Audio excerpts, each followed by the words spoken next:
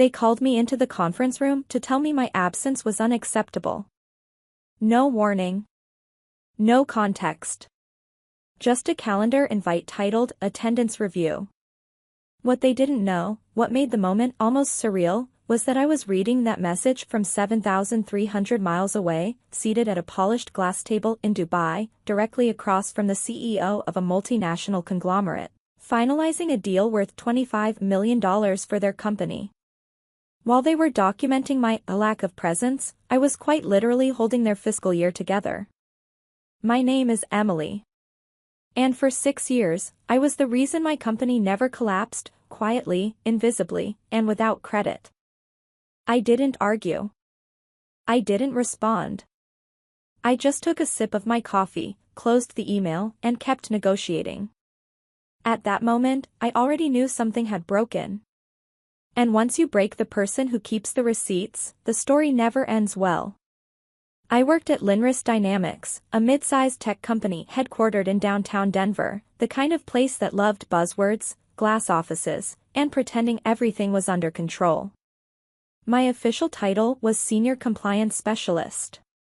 In reality, I was the final firewall between Linris and regulatory disaster. Contracts. Labor law. Taxes. International trade rules. Every quiet nightmare executives never wanted to think about passed across my desk. I caught the contractor misclassifications before the IRS did. I flagged overtime violations before they became class actions. I rewrote vendor agreements late on Friday nights because someone in procurement didn't understand what indemnification meant. I didn't just do my job. I prevented implosions. My office was a small, windowless room at the end of a forgotten hallway, wedged beside the records archive.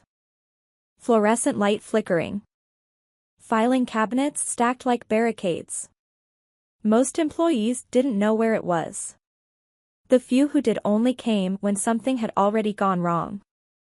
I didn't attend holiday parties. I wasn't in team photos.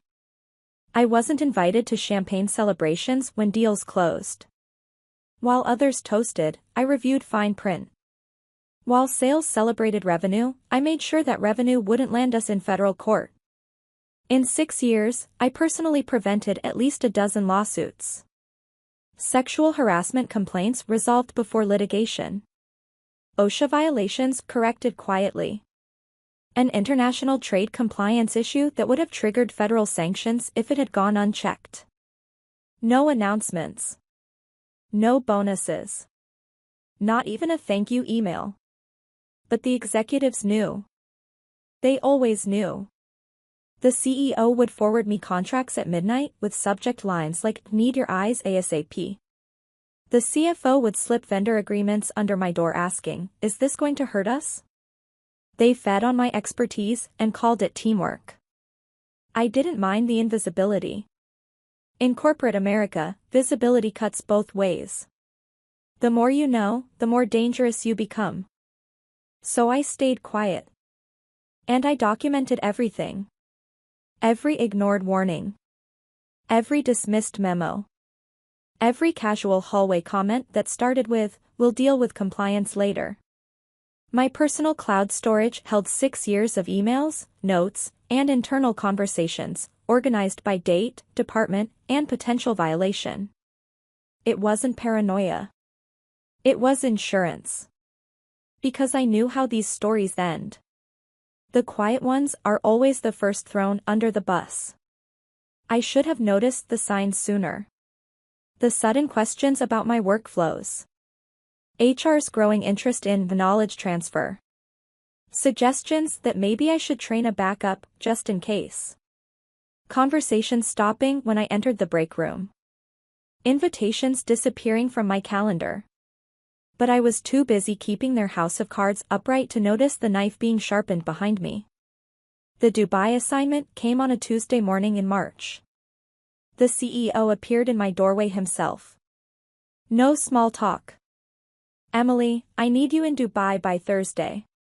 Crescent Horizons wants to move forward, but they're demanding extensive compliance guarantees. $25 million on the table. You're the only one who can handle it. Crescent Horizons was a Middle Eastern energy conglomerate operating across 15 countries. The deal had been sales crown jewel for 2 years. And now, at the last moment, they needed someone who actually understood the legal reality.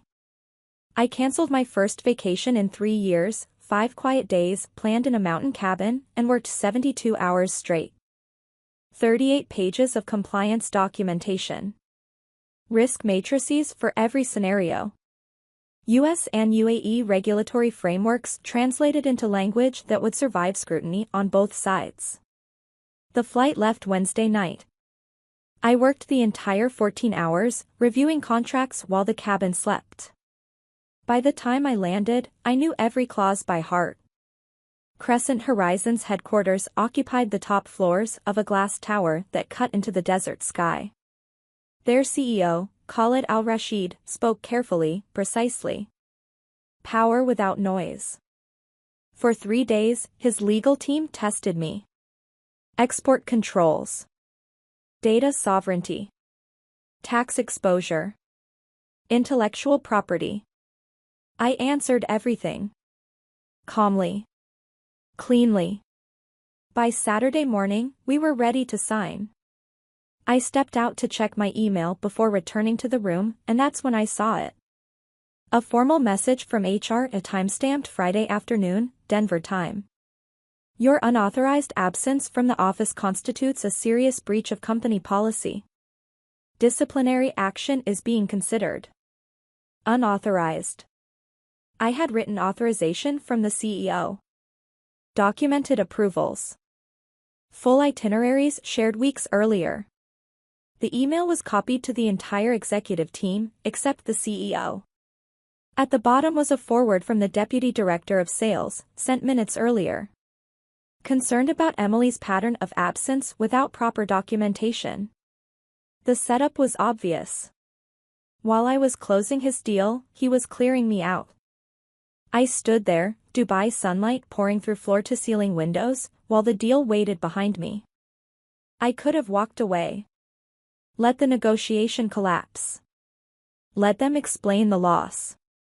But that wasn't how this story would end. They wanted to erase me quietly, with policy language and HR procedures. They had no idea what 6 years of documentation had prepared me for. I walked back into the room, smiled, and closed the deal. $25 million. Signed. Sealed. Then I booked my flight home, already knowing what waited for me in Denver, and exactly how I would respond. The plane touched down Monday morning. I hadn't slept. I spent the flight reviewing my archive, tagging warnings they'd ignored, violations they'd dismissed, decisions they'd buried. I went home, showered, and put on my sharpest suit, the one I'd always imagined wearing if things ever went truly nuclear. I arrived early. The HR meeting was staged for maximum exposure. Glass walls. Central corridor. A performance. They read their accusations with rehearsed calm. I listened. Then I pulled out my folder.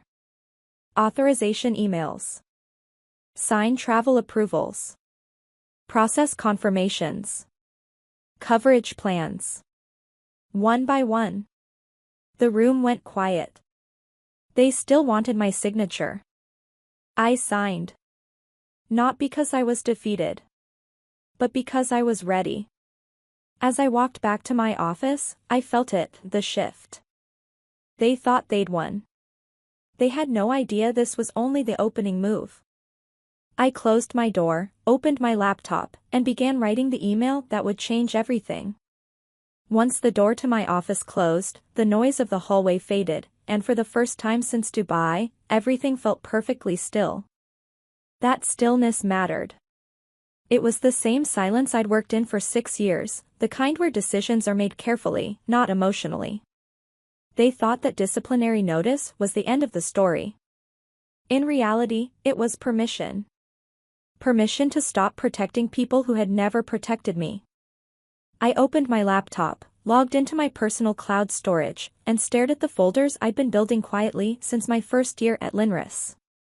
6 years of documentation. Thousands of emails. Memos marked urgent and ignored. Warnings acknowledged and dismissed. I wasn't angry. I was focused. And that made me dangerous. I started with employee classification. In 2019, Linris hired dozens of temporary contractors who worked full-time hours for years.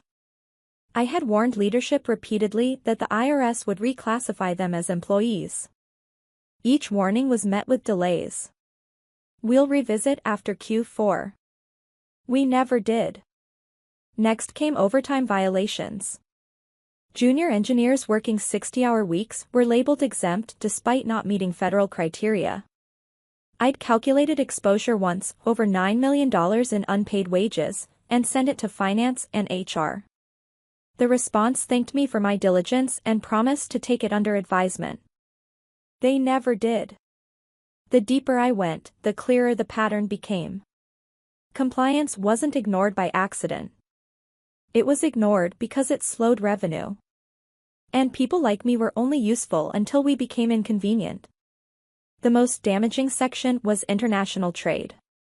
Sales leadership had been promising foreign clients data handling practices that violated U.S. and international law. I flagged this more than a dozen times. The response was always the same.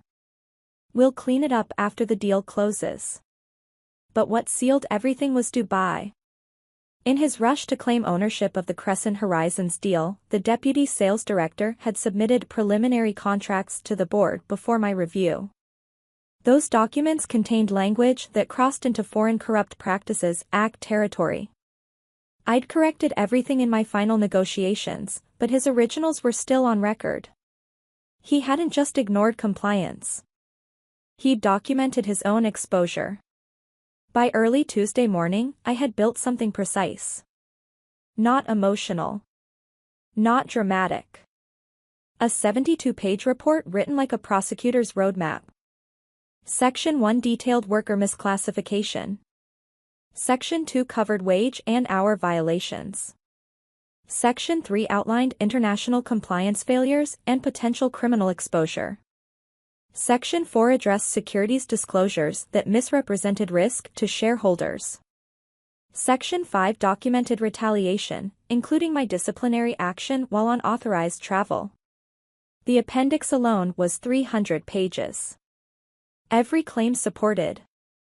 Every email timestamped. Every warning preserved in their own words. At 9 o'clock Wednesday morning, I sent the email. Simple subject line. Polite tone. I attached the report and copied the board, executive leadership, and federal agencies responsible for oversight. Then I turned my phone off and finished my coffee. The first sign of panic came through the walls. Running footsteps. Raised voices. By the time security knocked on my door, the building already felt different. Fragile. Like a structure realizing too late that its foundation was compromised. They tried to stop me. They called it unauthorized disclosure. I called it whistleblowing. Protected. Documented. Unavoidable. When one executive tried to argue that we could handle this internally, I reminded him I'd spent 6 years trying. When another tried to intimidate me, I documented that too. By noon, federal agents were in the building. By afternoon, systems were locked. By evening, the news vans arrived. What I had built quietly was now very loud. Over the next few weeks, everything unraveled exactly as the documents predicted.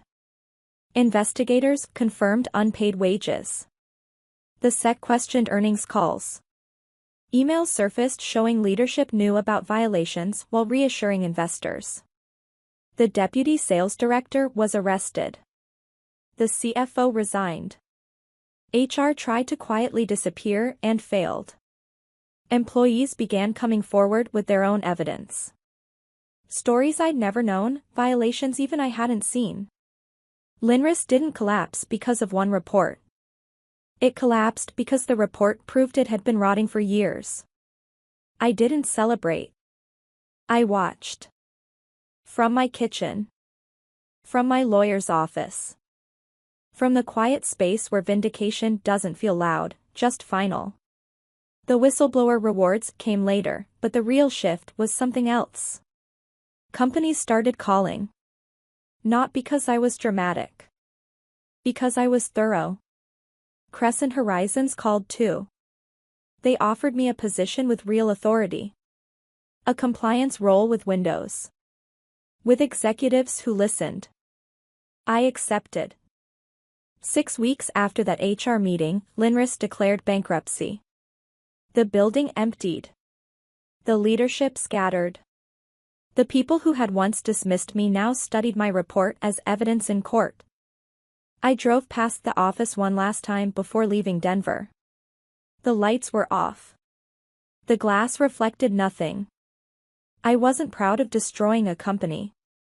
I was proud of refusing to let it destroy me quietly. I didn't plan revenge.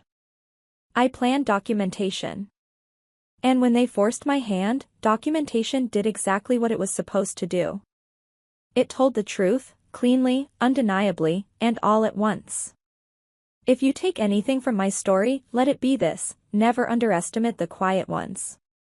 We're not silent because we're weak. We're silent because we're watching. And we keep receipts. If this story resonated with you, I'd love to hear your thoughts. Where are you listening from? Have you ever seen corporate karma unfold like this? Drop a comment below. Don't forget to like the video if it held your attention, and subscribe to the channel for more real stories where power, truth, and consequences collide. Thanks for listening.